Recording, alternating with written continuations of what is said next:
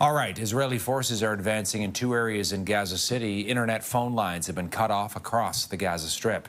Israeli forces now control the eastern suburbs of Gaza City. Previous blackouts have preceded an escalation of the ground assaults.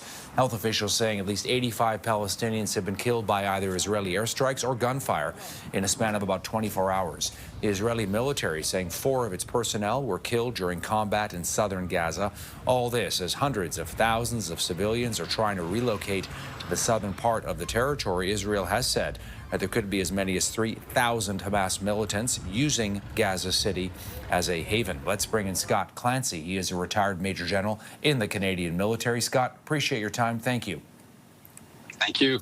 Your read on what the Israelis are doing right now, is there a military victory here for them?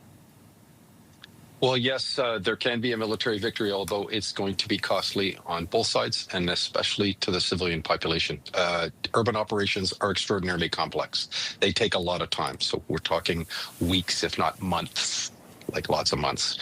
Isolate, suppress, clear, and hold. They're isolating Gaza City with a cordon. They're suppressing the Hamas fighters and controlling key points in and around the city. And then they're going to breach and clear. And we have indications that heavy tanks and engineers have entered into at least 3 neighborhoods in the north and on the western side of Gaza City and are currently breaching and clearing those neighborhoods. And at the same time, Israel and the humanitarian community have opened up a humanitarian corridor along the Salah al-Din Road, which sits parallel to the Israeli-Gaza border on the southeastern side and is about 1/3 up. So that's the corridor they're using to flow civilian south of Gaza City and out of harm's way. I know that there are hundreds of thousands of civilians trapped in Gaza City, some saying they really have no future if they're pushed south, worried about losing their homes. The Israelis have talked about thousands of Hamas militants operating in the city. Does that ring true to you? So absolutely. And I think those two truths can exist at the same time. And this becomes the problem. And I think the Israeli Defense Forces are doing everything that they can to, diminish the amount of civilian collateral damage.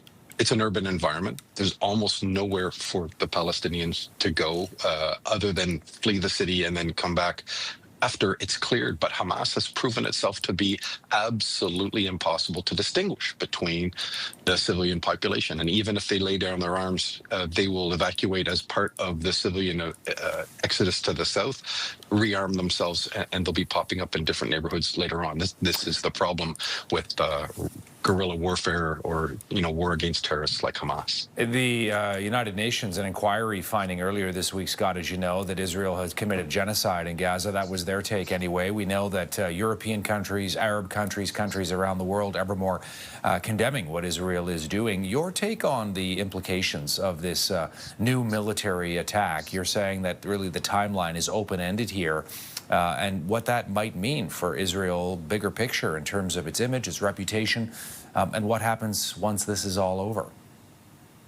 Yeah, so this is really tough, Todd. And I think the Israeli government has done its calculations as it pertains to this. So it's Benjamin Netanyahu, no secret, our right-wing government has been furthering policies with respect to, resettlement inside of the West Bank. So this kind of an operation inside of Gaza is not well outside of his wheelhouse. But the more that he extends this conflict inside of Gaza, the better it is for him domestically. Now, at the same time, we've seen a real shift with the Muslim community not supporting anything around Hamas and condoning all of their actions, telling them to lay down weapons, which is what the Israelis have been saying since the very beginning.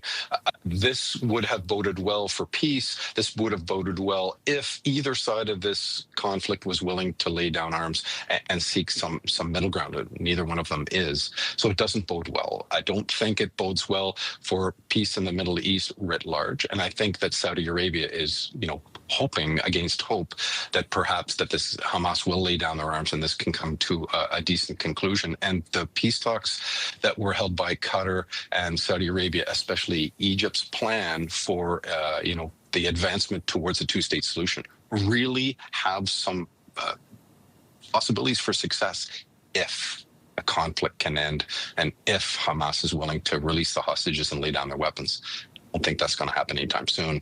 Israel, therefore, is forced into a sense of saying, with or without the hostages, regardless of the civilian casualties that might be in place, we're going to have to clear Hamas out of that urban environment in some of the toughest fighting that's going to occur in the conflict so far. Scott Clancy joining us from Cobourg, Ontario, former Major General in the military here in Canada. Good to see you, Scott. Thank you. Thank you very much.